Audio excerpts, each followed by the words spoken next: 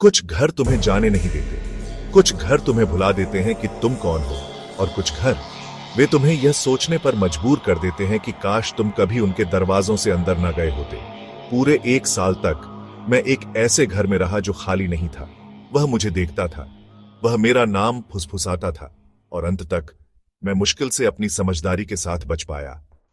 यह सब तब शुरू हुआ जब मैं एक शांत शहर में एक छोटे से किराए के घर में रहने गया। किराया संदिग्ध रूप से कम था। मकान मालिक ने कहा, लोग यहां ज्यादा समय तक नहीं रहते। मुझे सुनना चाहिए था, क्योंकि पहली रात से ही कुछ अजीब लग रहा था। घर के अंदर की हवा हमेशा ठंडी रहती थी, गर्मी में भी। दरवाजे कभी पूरी तरह से बंद नहीं होते थे या बंद नहीं होते थे, और रात में मुझे लकड़ी के फर्श पर कदमों की आवाज सुनाई देती थी, लेकिन मैं अकेला रहता था। एक रात मैं एक अजीब एहसास से जागा, जैसे कोई मुझे देख रहा हो। मैंने अपना सिर घुमाया और जम गया। मेरे बेडरूम के सबसे अंधेरे कोने में एक लंबी छाया बिल्कुल स्थिर खड़ी थी। यह हिला नहीं, इसने सांस नहीं ली, यह बस देखता रहा। मैंने अपना फोन उठाया, टॉर्च चालू की, और वह गायब हो गया। लेकिन जैसे ही मैंने लाइट बंद की, फुसफुसाहट शुरू हो गई। तुम्हें यहां नहीं होना चाहिए। मैं समय खोने लगा। मैं अलग अलग कमरों में जागता था, बिना यह जाने कि मैं वहां कैसे पहुंचा। जैसे ही मैं किसी कमरे में कदम रखता, लाइटें टिमटिमाने लगती। एक रात मैंने कुछ ऐसा देखा जो आज भी मुझे डराता है।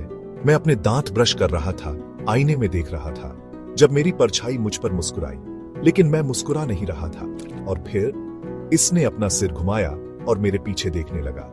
मेरे बाथरूम का दरवाजा खुला था, और हॉलवे से 2 चमकती हुई आंखें मुझे वापस घूर रही थी।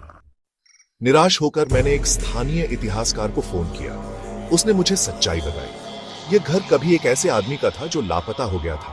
उसके परिवार ने सालों तक उसकी तलाश की, जब तक कि उन्हें उसकी लाश दीवारों के अंदर ईंटों से बनी हुई नहीं मिली। घर ने उसे जाने नहीं दिया, और अब यह मुझे भी जाने नहीं देना चाहता था। मैं 1 साल बाद चला गया। मैंने अपना लीज तोड़ दिया। मुझे परवाह नहीं थी, लेकिन अभी भी मुझे लगता है कि कुछ मेरे पीछे आ गया। रात में मुझे अभी भी फुसफुसाहट सुनाई देती है, और जब मैं आईने में देखता हूं, कभी कभी मेरी परछाई अभी भी मुझ पर मुस्कुराती है। क्या आप एक भूतिया घर में 1 साल तक जीवित रह पाएंगे?